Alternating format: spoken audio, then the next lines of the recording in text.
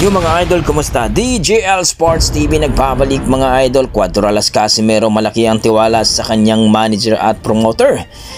Ugoni ng Japan na ay nagpakita na at umamin na. Yan ang ating pag-uusapan ngayon mga idol. Pero kung bago kayo sa aking YouTube channel, baka pwede makahingi ng isang like, subscribe at pakipindot na rin ang ating notification bell para ma-update kayo sa ating bagong video ng kagaya nito. Well mga idol, noong nakarang laban ni Cuadralas Casimero dito kay Yokinero Ugoni ng Japan na kung saan ay nauwi po sa draw sa 4th round sapagkat nagkaroon po ng accidental headbutt dito kay Ugoni at Casimero. Maraming nagsasabi mga idol ay tumabang na daw ang kanyang promoter sa kanya dahil hindi daw na-impress ito at talaga daw na hindi na daw naganahan sa kanya. Well mga idol, sabi ni Cuadralas Casimero ay nakakontrata siya dito sa kanyang promoter at manager. At naniniwala siya mga idol na mabibigyan pa rin siya ng laban at hindi daw siya namimili ng kalaban sapagkat trabaho daw ng manager at promoter na bibigyan siya ng laban dahil daw ay may kontrata ito. At dito nga mga idol, sinabi niya, hanggat kaya nila kong bayaran at talagang sakto ang bayad, walang problema, lalaban pa rin siya. At nakita daw natin na impresibo ang bawat laban niya. Dito kay Akahu na 2 round lamang at dito kay Pilipos ni Tomba na umabot ng 12 round pero talagang golpe, di elipungatan daw ang mananap. At dito kay yung pinilugoni ng Japan kung hindi daw tinigil ng referee, sigurado daw talagang TKO na ito sapagkat sa unang rounds pa lamang ay na-knockdown na ito.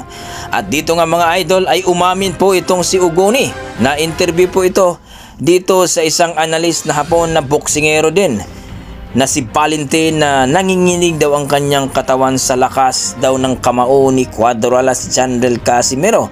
Taliwas sa mga mananap na nagkokomento na mahina na daw at wala daw, hindi daw magandang performance si pinapakita.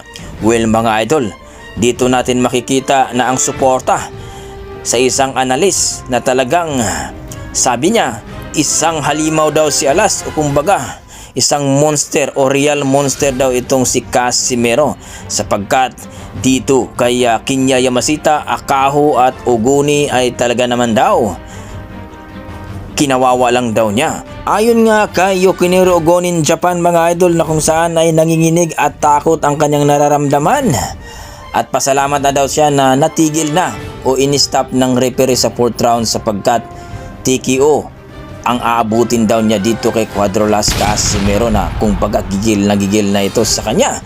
Well mga idol, ayon nga kay Cuadralas Casimero na kung saan ay nasa ranking pa din siya. At dito nga mga idol, tiwala naman siya na mabigyan siya ng laban kung sino man ang kanya makakalaban sapagkat nasa ranking siya ng WBO rank number 3.